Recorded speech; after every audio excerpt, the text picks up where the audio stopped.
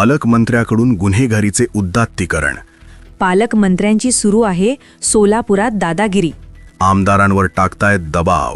दंड थोपटत बंदुकीने गोळी झाडल्याची हिंसक पोस घेत पालकमंत्री जयकुमार गोरे सोलापूर महानगरपालिकेचा विजयोत्सव साजरा करताना दिसले.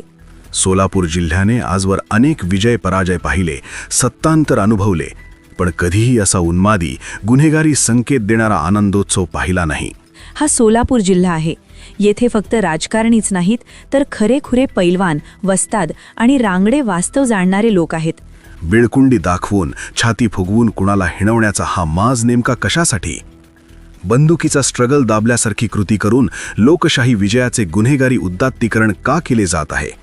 सत्ता तात्पुरती असते, पण अहंकाराचा हिशोब जिल्हा ठेवतो. आज तोफेचा आवाज फक्त हातवाऱ्यात आहे, पण उद्या जिल्ह्याने खरंच मताच्या रूपातून तोफ गोळा बाहेर काढला तर पळता भुई थोडी होईल अशी चर्चा सध्या जिल्ह्यात आहे. शहराने विजय दिला म्हणून जिल्ह्याची मान टेबलावर का आपटताय? सत्ता मिळताच हातवारे गुंडगिरीसारखे होत असतील तर विकासाची भाषा फक्त पोस्टरपुरतीच उरते. लोकशाहीत विजयाचा आनंद साजरा करण्याचा प्रत्येक राजकीय पक्षाला अधिकार आहे. मात्र त्या आनंदाचे प्रदर्शन कोणत्या पातळीवर केले जाते यावरून संबंधित नेतृत्वाची राजकीय संस्कृती, परिपक्वता आणि जबाबदारी दिसून येते. सोलापूर महानगरपालिकेतील भाजपाच्या विजयाचा जल्लोष साजरा करताना पालकमंत्री जयकुमार गोरे यांनी घेतलेली हिंसक, गुन्हेगारी संकेत देणारी पोज आज संपूर्ण जिल्ह्यात संताप आणि चिंतेचा विषय ठरली आहे. सोलापूर महानगरपालिकेमध्ये भाजपाने दणदणीत विजय मिळवल्यानंतर जल्लोष साजरा करण्याचा नक्कीच त्यांना अधिकार आहे. पण हा आनंदोत्सव साजरा करत असताना लोकसभा, विधानसभा, नगरपंचायत, नगरपरिषदांच्या निवडणुकांमध्ये सपशेल पराभवाचे मानकरी झालेले पालकमंत्री जयकुमार गोरे मात्र देहभान विसरले आणि आनंदाच्या नादात इशारे, हातवारे करत गुन्हेगारी वृत्तीचे प्रदर्शन करत राहिले. यावरून पालकमंत्र्यावर सोलापूर जिल्ह्यातून टीकेचा वर्षाव होत असून या गुन्हेगारी वृत्तीच्या प्रदर्शनाचे तीव्र शब्दात निषेध व्यक्त होताना दिसत आहेत.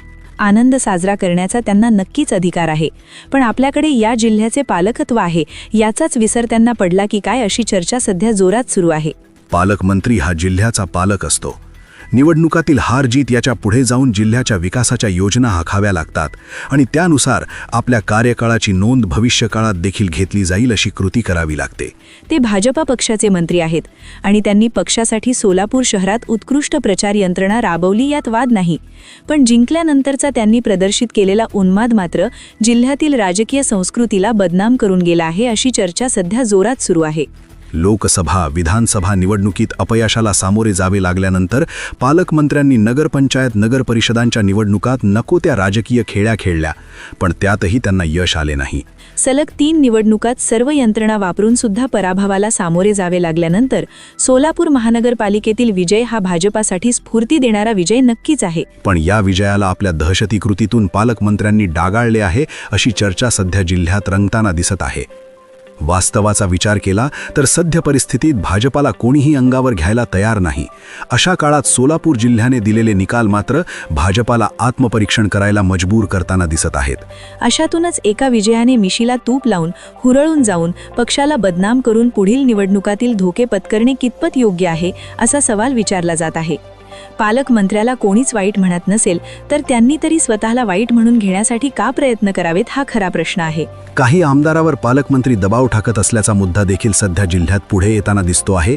तोही विषय सध्या जिल्ह्यातील चर्चेचा मुख्य स्थानी आहे. जिल्ह्यात चाललंय तरी काय?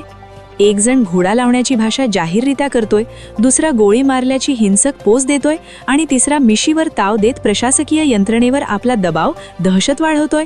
यामुळे जिल्ह्यात चाललंय तरी काय अशी चर्चा सगळीकडे सुरू आहे. परकीयांच्या हस्तक्षेपामुळे जिल्हा घायाळ आहे.